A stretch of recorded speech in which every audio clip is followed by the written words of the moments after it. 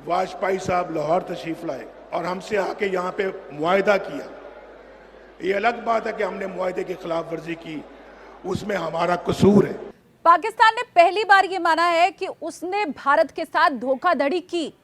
लाहौर समझौता जो भारत और पाकिस्तान के बीच में हुआ था, उसका उल्लंघन किया, कश्मीर में घुसपैठ करवाई और उसी का नतीजा रहा भारत पाकिस्तान के बीच में हुआ करगिल युद्ध।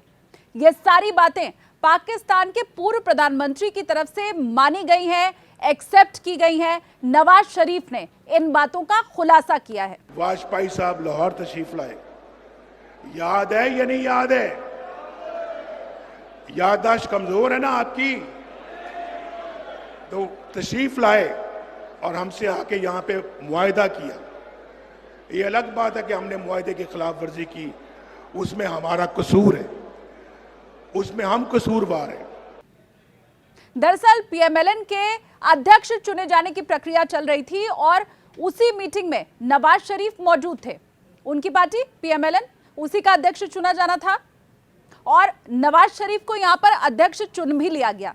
इसके बाद अक्ल ठिकाने पाकिस्तान की आई है, अगर हम ये कहें तो गलत नहीं होगा, क्योंकि नवाज शरीफ की तरफ से इसी मीटिंग में यह कहा गया कि कैसे लाहौर संधि का उल्लंघन किया गया पाकिस्तान की तरफ से और कैसे घुसपैठ करवाई गई करगिल के अंदर, और उसी का नतीजा रहा करगिल युद्ध, जिसमें पाकिस्तान को मुंह की खानी पड़ी।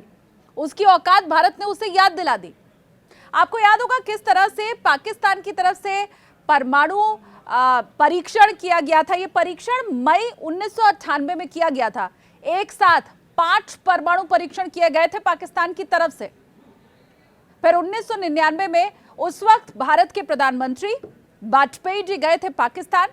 फरवरी का वो महीना था और इसी वक्त संधि हुई थी, लाहौर संधि, जिसमें दोनों देशों ने हस्ताक्षर किए थे कि किसी भी तरह से एक दूसरे की अस्मिता को, गरिमा को हम ठेस नहीं पहुंचाएंगे, युद्ध हम नहीं करेंगे, हथियार पहले नहीं उठाएंगे, एक देश दूसरे देश की सीमा में प्रवेश नहीं करेगा। बस फरवरी में यह समझौता हुआ, लाहौर संधि, और मार्च में इसका उल्लंघन किया गया पाकिस्तान की तरफ से। यह बताया गया कि जनरल परवेज मुशर्रफ, जो कि आर्मी चीफ उस वक्त पाकिस्तान के थे, उन्होंने ही करगिल में घुसपैठ करवाई थी। और जैसे ये बात पता चली भारत को, उसके ठीक बाद भारत पाकिस्तान में युद्ध छिड़ गया। लंबा युद्ध ये छिड़ा, लेकिन पाकिस्तान को इसमें हार का सामना करना पड़ा और वो तमाम घुसपैठिए जो भारत में आए थे, वो आतंकी जो भारत में आए थे, भारतीय सेना ने उन सभी को मुंह तोड़ जवाब दिया और युद्ध में विजय प्राप्त की। लेकिन अब इन बातों का जिक्र करके कम से कम नवाज शरीफ ने यह तो बता दिया है कि धोखाधड़ी पाकिस्तान की फितरत में है। वाजपेयी साहब लाहौर तशरीफ लाए, याद है या नहीं याद है? याददाश्त कमजोर है ना आपकी? तो तशरीफ लाए और हमसे आके यहाँ पे मुआहदा किया। ये अलग बात है कि हमने मुआहदे की खिलाफ वर्जी की, उसमें हमारा कसूर है, उसमें हम कसूरवार हैं। अच्छा, एक बात और उनकी तरफ से बताई गई, ये उन्होंने कहा कि जिस वक्त ये परमाणु परीक्षण पाकिस्तान कर रहा था, उस समय अमेरिका के जो उस वक्त के राष्ट्रपति थे बिल क्लिंटन, उनकी तरफ से पैसे देने की बात पाकिस्तान को कही गई थी कि हम तुम्हें पैसे देते हैं, लेकिन तुम परमाणु परीक्षण मत करो। ये नवाज शरीफ ने कहा कि वो तो मैं प्रधानमंत्री था, इसलिए पाकिस्तान परमाणु संपन्न देश बन पाया।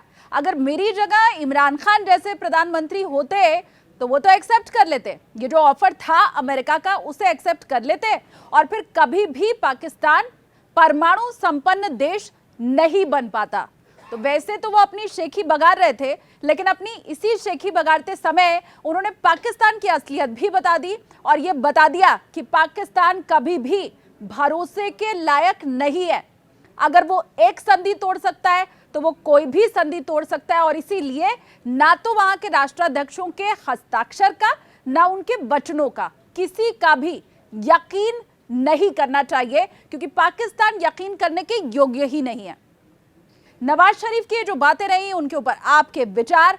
करगिल युद्ध आपको भी जरूर याद रहा होगा कि कैसे भारत ने जीत हासिल की थी, पाकिस्तान को घुटने टेकने पर मजबूर किया था उस युद्ध से जुड़ी हुई कोई याद आपकी अगर है, या ये जो नया बयान नवाज शरीफ का है इस पर कोई राय आपकी है, तो हमें कमेंट सेक्शन में बताइए।